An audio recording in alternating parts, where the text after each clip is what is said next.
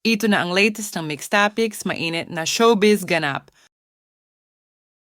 Ito na mga kamix ang mainit-init na scoop ngayon. Catherine Bernardo solo nga bang nag-celebrate ng Christmas? Daniel Padilla malungkot nga ba ang Pasko ngayon? Daniel Padilla at Andrea Brillantes spotted magka-date sa isang magarbong restaurant. Magkahiwalay na ngang nag-celebrate ng Christmas si Catherine Bernardo at Daniel Padilla for the first time after 11 years. Si Catherine Bernardo ay nag-celebrate ng Christmas kasama ang kanyang pamilya at kasama niyang nagbonding ang kanyang cute na pamangkin. Makikita sa mga post ni Catherine na mukhang nag-enjoy naman si Catherine Bernardo, nakangiti at masayang kakulitan ang pamangkin at mga alaga niyang mga aso. Makikita sa aura niya na mukhang nakaka-move on nan nga siya sa mga sakit na naranasan niya nitong mga nakaraang taon dahil sa kanyang dating kasintahan na si Daniel Padilla. Eventually, makaka-move on na rin si Catherine Bernardo, makakapag-focus pa lalo sa kanyang trabaho. At eventually makakakilala ng mga bagong kaibigan at makikilala rin ang lalaking para sa kanya sa tamang lugar at panahon. Just take it easy. At mag-enjoy lang sa buhay at mag-enjoy kasama ang mga tunay na kaibigan at pamilya. Malaking tulong kay Catherine Bernardo ang support system niya, lalo na ang support na nanggagaling sa kanyang pamilya. Kamakailan naman ay nag-spend naman ng time si Catherine Bernardo sa beach para magkaroon ng peace of mind at ma-enjoy ang bakasyon bago bumalik sa mga projects na kanyang gagawin next year. Mukhang mas maganda na ngayon ang presensya ni Catherine, makikita din na bumabalik na ulit ang saya at sigla sa kanyang mukha. Samantala, dumako naman tayo kay Daniel Padilla. Ayon sa isang source ay nag-date sina Daniel Padilla at Andrea Brillantes sa isang magarbong restaurant.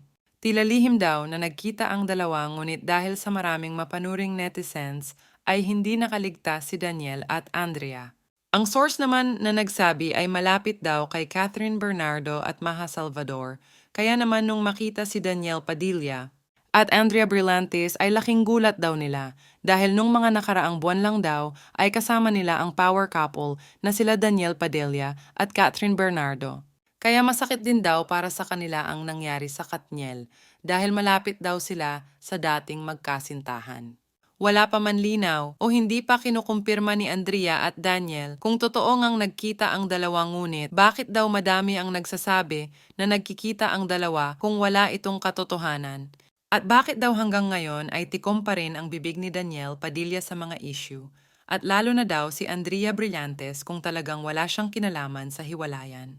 Dahil alam naman daw ng mga tao kung gaano daw siya kagaling magsalita at maya't maya nagpapa-interview daw si Andrea Brillantes kung may issue siyang kinakasangkutan dati. Katulad na lang nung nangyari sa kanila ni Richie Rivero, kaliwat kanan daw ang pa-interview niya noon. Tila pagdating daw sa issue ng Katniel breakup ay tameme daw si Andrea Brillantes, lalo na at nadadawit ang pangalan niya kay Daniel Padilla. Kung wala daw siyang pinagtatakpan ngayon bakit hindi daw siya lumantad at magbigay ng statement tungkol sa issue? Deserve din daw ng kani-kanilang fans ang katotohanan, lalo na sa mga fans ng Katniel dahil marami ang nasaktan at naapektuhan sa nangyari. Sinsabi din daw na nakapag-usap na rin si Carla Estrada at Andrea Brillantes tungkol dito. Samantala, hindi naman nakaligtas si Daniel Padilla sa mga mapanuring netizens dahil hindi daw masaya ang Pasko ni Daniel Padilla ngayon dahil hindi niya kasama si Catherine Bernardo. At nagmumukmuk daw ito, siguro ay naiisip niya ang mga Paskong kasama niya, si Catherine Bernardo. Ayon din sa source ay medyo nakainom din daw si Daniel dahil hindi pa daw ito nakaka-move on at hindi niya matanggap hanggang ngayon na iniwan siya ni Catherine Bernardo.